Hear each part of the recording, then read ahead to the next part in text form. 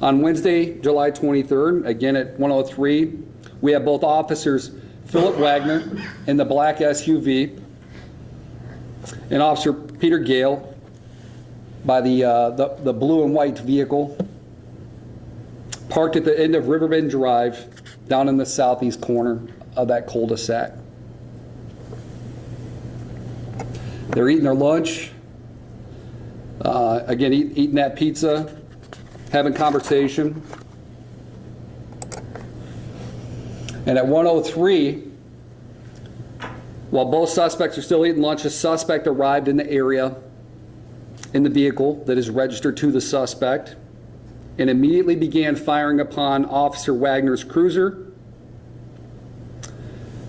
During that gunfire, Officer Wagner was struck and incapacitated.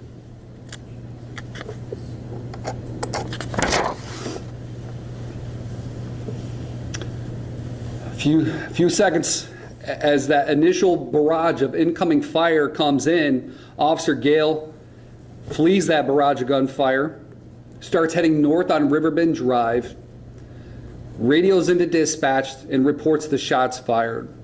And that is letting the other officers know what's going on over there. Officer Gale continued northbound. He eventually turned around, staged and waited for his backup.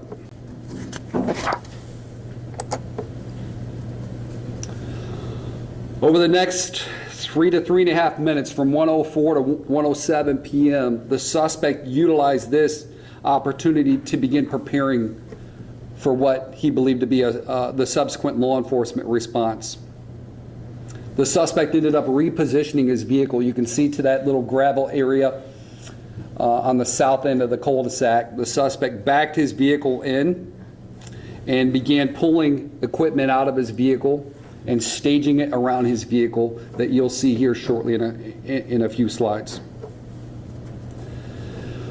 What I want to share is, while staging, the suspect ultimately moved several rifles on both the driver's side and passenger side of his vehicle, and those rifles were pointed towards the only direction that law enforcement officers would be responding from.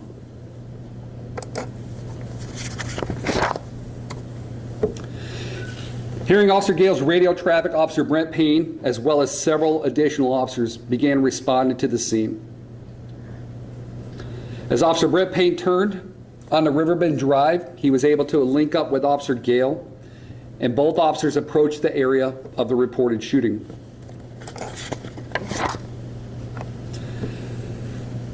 At 1:07 and 42 seconds, Officers Payne and Gale round that corner and they observed the suspect vehicle in the distance. This image gives you an idea of what the scene looked like as Officers Brent Payne and Gale arrived initially back at the scene.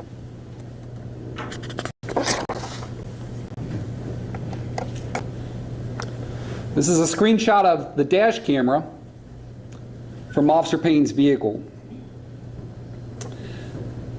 As he's pulling up, and before the first shot's fired, Officer Gale radios that the suspect is armed with a rifle. He identifies it's that silver vehicle right there that you can see in the distance. And then within seconds, on the in-car camera footage, Brent Payne's cruiser, the windshield, starts getting struck and impacted with gunfire. You will see it in the videos that we're going to provide, the multiple impacts to the front windshield in rapid succession.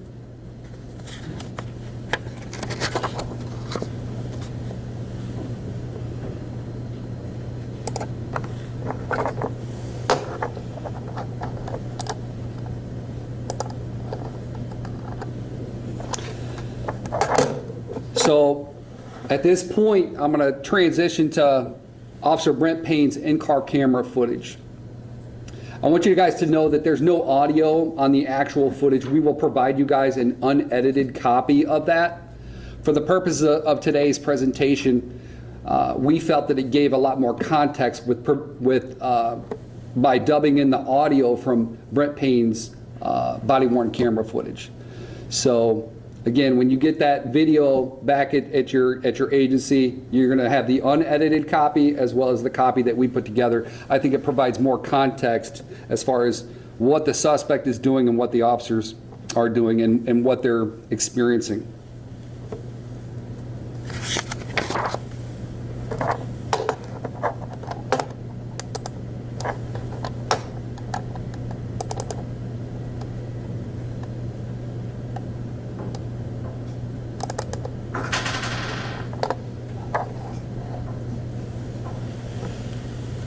Again, this is Officer Brent Payne's cruiser. He just turned onto Riverbend Drive. He's sitting southbound on Riverbend Drive.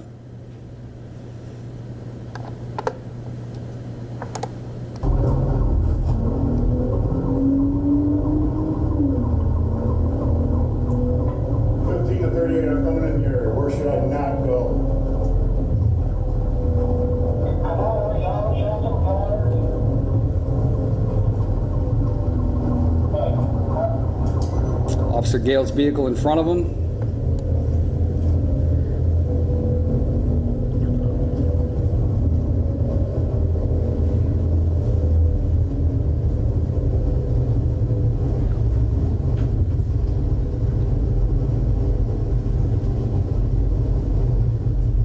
And you can see the suspect vehicle in the distance.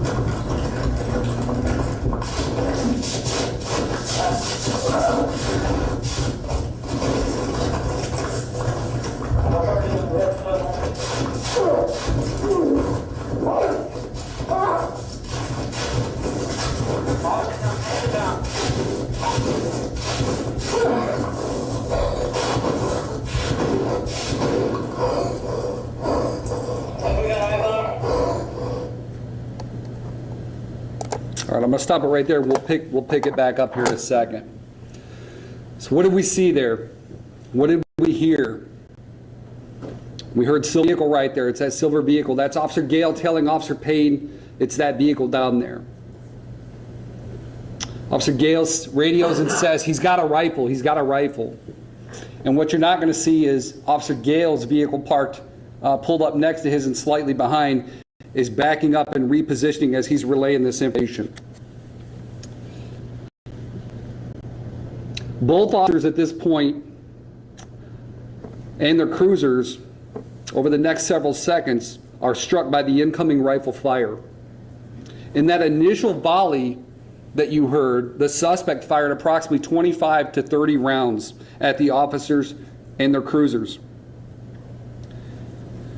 Officer Gale backs up. I don't know if you heard it and I can play it again, but Officer Gale backs up. He's trying to get Officer Payne in his vehicle, which you'll see when we play Officer Payne's body camera footage. He's trying to get him in the car. Got the incoming shots. That initial volley of 25 to 30 shots. While Officer Gale is trying to get Officer Payne to get into the vehicle, the suspect starts shooting directly into the side of Officer Gale's vehicle. Officer Gale gets struck in the hand by gunfire. And fortunately, he's able to drive himself out of that barrage of gunfire. As he's heading northbound, he's radioing active shooter over the radio. Officer Gale continues north to what essentially ended up being the staging area as officers were arriving in the area, and ultimately the command post was established up in that area. He met up with other officers and he's transported away from the scene.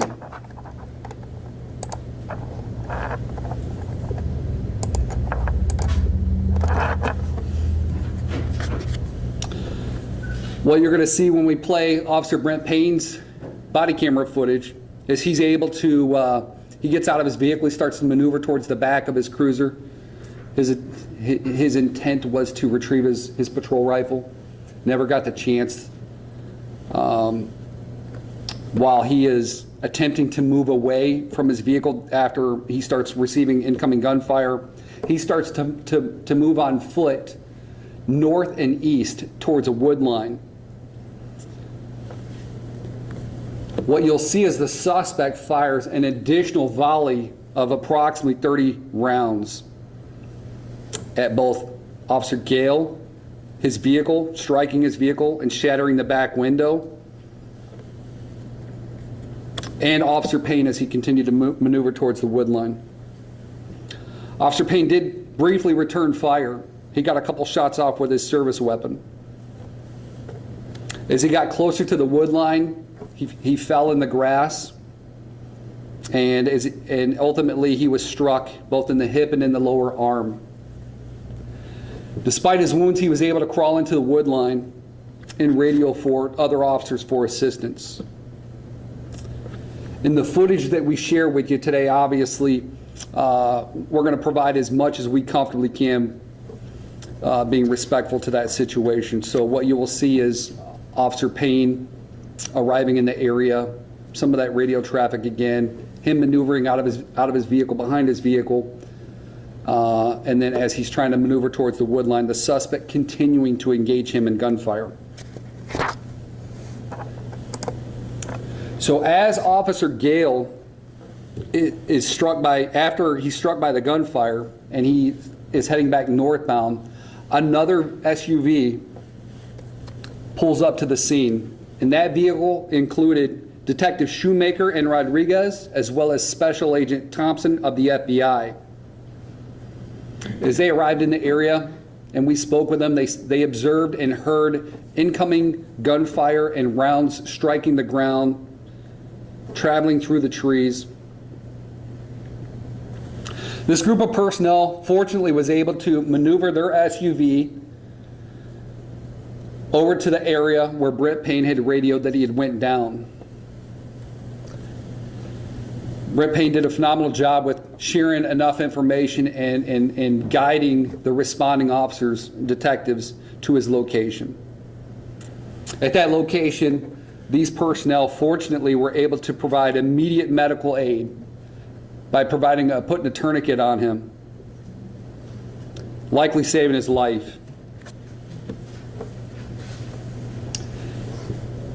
They're there for a few minutes. As you can see up on the screen, it says 110 to 113. So they're there for a period of time trying to provide that medical aid, but then also look for that opportunity to safely extract Officer Brent Payne from the wood line. And fortunately, they're able to do that. They load him up in the back of this SUV and they transport him to Mercy Hospital.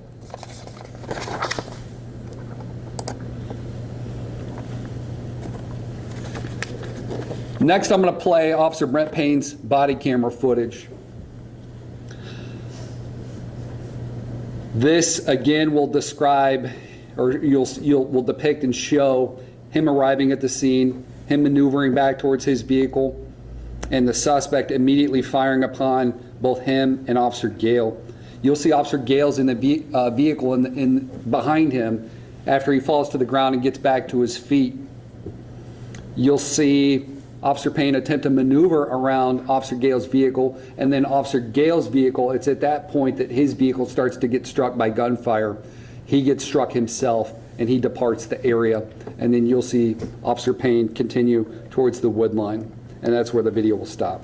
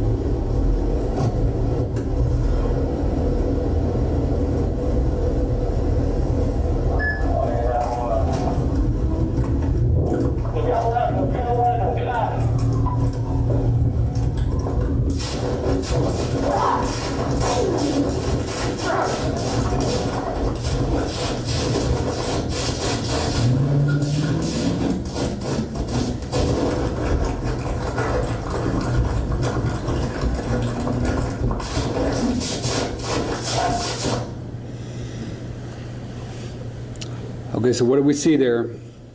We heard again on the traffic coming over on the body camera from the radio, Officer Gale reporting that silver vehicle right there. Stop right there.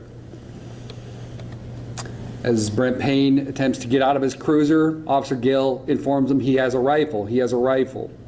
Brent Payne is already reacting to that. He's already maneuvering towards the back of his vehicle. You see Officer Payne go to the ground several times. In our interview with him, he talked about falling to the ground, but he was not struck by gunfire at that moment. He was trying to get to cover, get to a position of cover. You see Officer Payne discharge his service weapon in response to the deadly threat that is posed to him. He described his efforts more so as suppressive in nature, just so that he could move. You see a maneuver around Officer Gale's vehicle, and then Officer Gale again gets struck during that period, and we're not going to share that footage, but he departs the area, and then we know the other detectives in the SUV are arriving right as Gale is departing. Payne gets into the wood line shortly after this. For the next 15 seconds at least, the suspect continues firing upon Officer Brent Payne's position, trying to strike him. Payne does an extraordinary job of, in that moment, under that stress, relaying his position and providing updates and information so that officers can get in there. Also noted was Brent Payne's communications during the incident. So while they're tending to him and providing medical care, he is still directing activities of other people. Before they pull him out, he's looking out for his fellow officers, saying, "Do we have cover before you pull me out? Do we have cover?" They're like, "We got you. We got it covered." Another officer, he sees a cruiser rolling past, and again, he's been shot. He's bleeding profusely.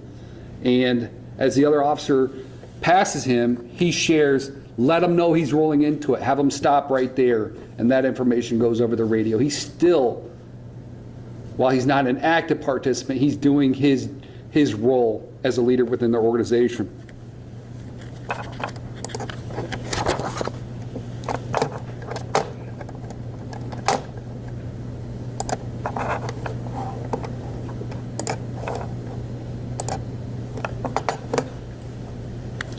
So during the period where the detectives and Special Agent Thompson were working to extract Brent Payne from the wood line, you have your first vehicle pulling up to the scene.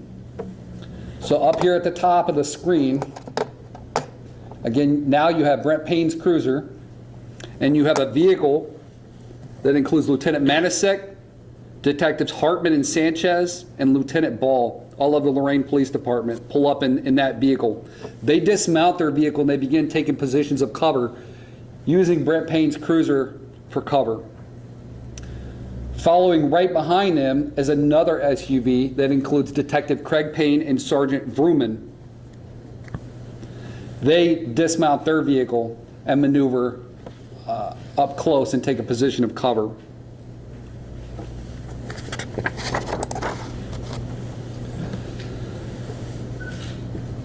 Officers observed the suspect near his vehicle firing upon them. And in response to that deadly threat, the officers discharged their service weapons at the suspect, ultimately striking and killing him, thus neutralizing the deadly threat. The first shot fired by Lorain officers is at 1:11 and 11 seconds p.m. Multiple officers began to advance on the suspect's position, and we'll show that to you when we jump back into the dash camera footage. The last shot fired by officers was at 1:12 and 30 seconds.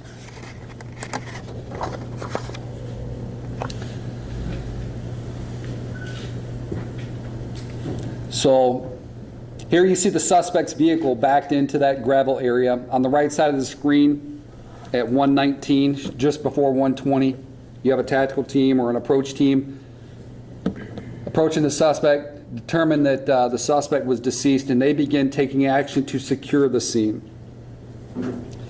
These personnel initially, when they got up there, took cover behind an electrical box that provided some cover, and they conducted an assessment. They continued to hold security with other officers at the scene as other officers were attempting to focus their efforts on extracting Officer Wagner from his cruiser, providing medical aid, and getting him evacuated out of that area. Now I'm going to transition back to Officer Brent Payne's in-car camera footage, and we'll walk through that a little bit more.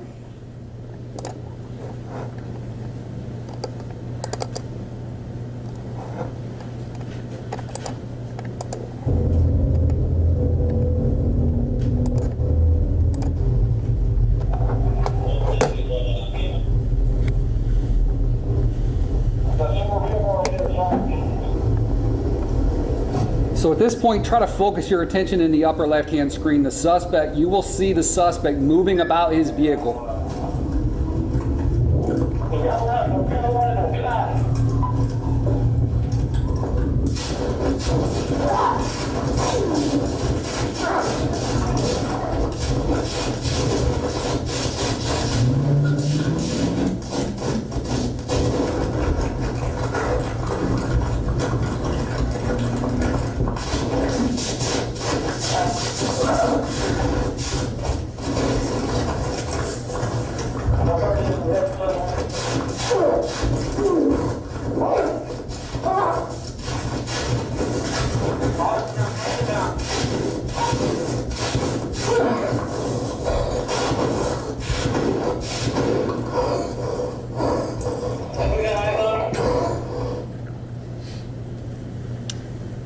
Okay, that's the initial 2 volleys of shots fired by the suspect. You will now see the suspect moving about his vehicle. He begins staging items around the vehicle. So you'll see him move both on the passenger side, driver's side. You'll also see the suspect at some point open the trunk, close the trunk, open the trunk, close the trunk. Now he's on the passenger side.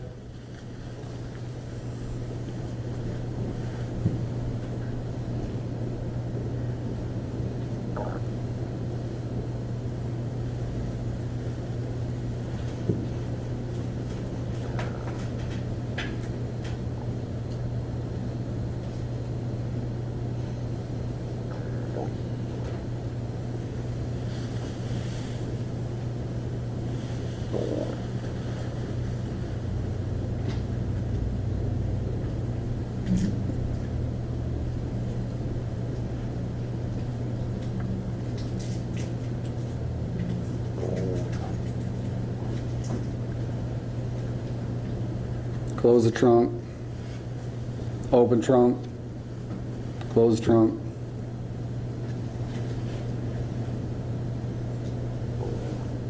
Pulls a cart over to the passenger side, and we'll show you that cart that he pulled over there here when we share some scene photographs.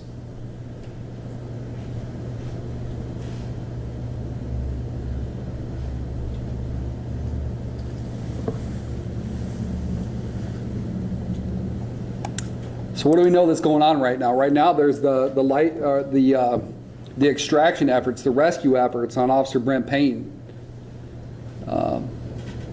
We were very fortunate as a community that the suspect took this lull and began staging and setting up for whatever plan he had, and that the officers were, during that period, safely able to get over to Officer Payne and extract him, while the suspect began staging, continued his staging.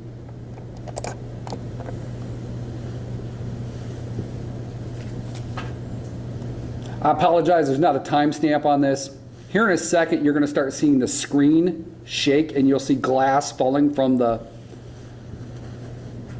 bullet holes onto the dash. That is your indication that officers are now, the officers that I described, are now returning fire at the suspect.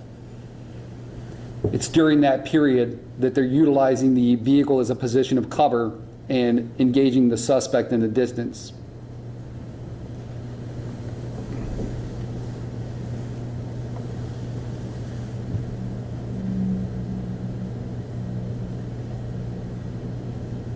Here you can see it right here, glass falling from the gunshots. Officers are returning fire. If you look on the small screen, you'll see bullet impacts in the grass. Suspect is on the driver's side of the vehicle, probably about 10 to 15 feet away. See the bullet impact into the ground.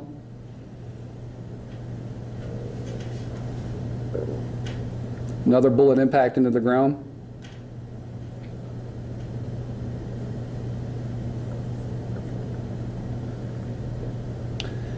And then here shortly on the left side of your screen, you're going to see Detective Craig Payne.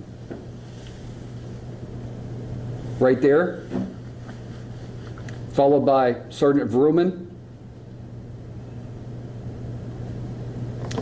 And while they were advancing, this other Lieutenant Manasek and the other officers were engaging from behind the cruiser. And now that was Lieutenant Manasek, Detective Sanchez on the right side of your screen, and they're advancing towards the suspect.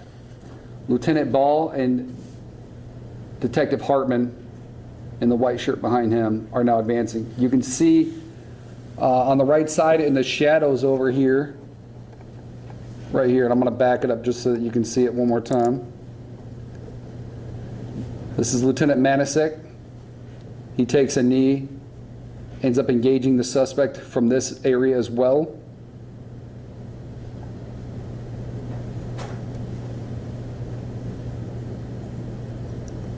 And then they continue to advance towards the suspect's position.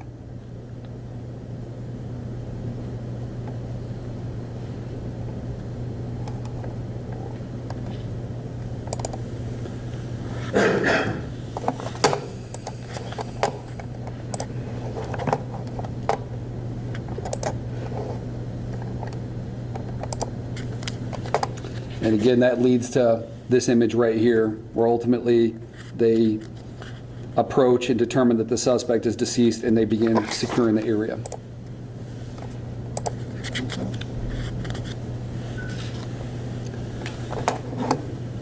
At the same time that they're again dealing with the suspect, officers located Officer Wagner in his cruiser. He was extracted and emergency aid was administered, and he was transported by police cruiser to Mercy Hospital. Due to the severity of the incident, Lorain Police Department requested mutual aid, and numerous law enforcement agencies and their tactical teams responded and conducted a coordinated search of the surrounding areas to confirm that there was no immediate or ongoing threat to the public safety.